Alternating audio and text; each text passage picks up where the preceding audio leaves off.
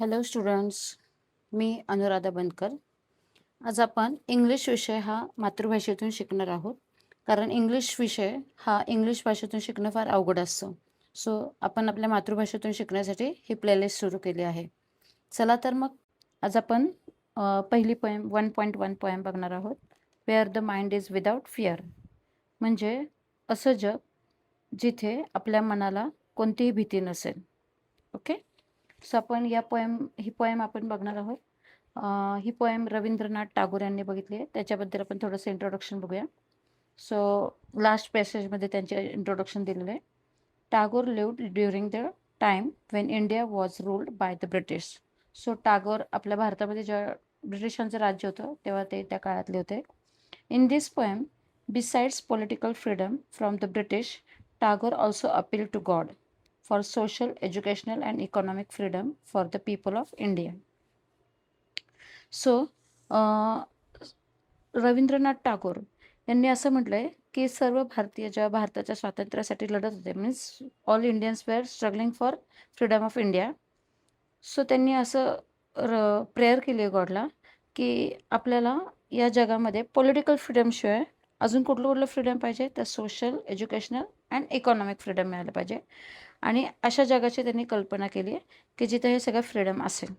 So या पोएममध्ये त्यांनी ते सांगितलं की ते जग कसं असेल. सो आपण पोएम बघूया आता.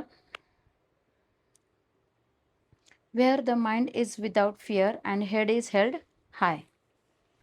म्हणजेच जिथे लोकांच्या मनाला कोणतीही भीती नसेल आणि ते मान ताठ ठेवून, म्हणजे हेड इज हेल्ड हाय म्हणजेच मान ताठ ठेवून, म्हणजेच त्यांना स्वतःचा सेल्फ रिस्पेक्ट असेल असं जग असेल. Where the knowledge is free, म्हणजेच या जगामध्ये ज्ञानमुक्त असेल, त्यासाठी कोणतंही बंधन नसेल, म्हणजेच ज्ञान मिळवण्यासाठी कोणतेही टर्म्स आणि कंडिशन्स नसतील, सगळ्यांना समान हक्क असेल. ओके. सो पुढे ते असं म्हणतात, where the world has not be broken into fragments by the narrow domestic walls. So इथं असं म्हटलं की आपलं जे हे वर्ल्ड आहे that is not broken into narrow domestic walls, म्हणजेच walls of religion, caste and colour, म्हणजेच धार्मिक, जातीय आणि वर्णभेद असं नसेल या जगामध्ये. तुम्हाला माहिती आहे आपल्या या भारतामध्ये अनेक धर्माचे, जातीचे लोक आहेत. तसंच वर्णभेद म्हणजे काळा गोरा असा भेद मानला जातो. तर असे कुठलेही भेदभाव नसतील की जे रवींद्रनाथ टागोरांना अपेक्षित असलेलं जग आहे. ओके. पुढे ते म्हणतात, where the words come out from the depth of truth, म्हणजे असं जग की जिथे जे शब्द बाहेर पडतील ते नेहमी सत्यच असतील. Where the tireless striving stretches its arms towards the perfection.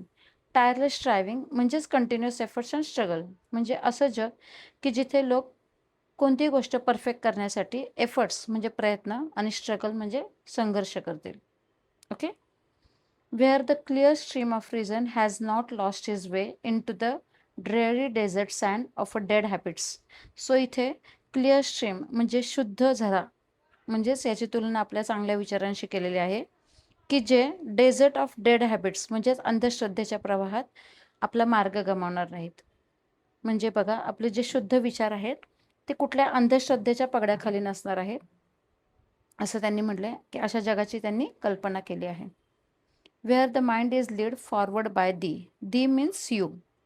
या जगामध्ये तुमच्या मनाला तुम्हीच लीड करताल, म्हणजेच तुम्ही तुमच्या मनाप्रमाणे जगताल की ज्यामुळे तुमचे विचार आणि कृती एव्हर वायडनिंग म्हणजेच समृद्ध होतील असं त्यांनी पुढे म्हटलंय बघा. Where the mind is forward by you into the ever widening thought and action, की जिथे तुमचे थॉट्स अँड ॲक्शन म्हणजे विचार आणि कृती हे एव्हर वाईड होतील म्हणजे समृद्ध होतील. Into the heaven of freedom my father let my country awake.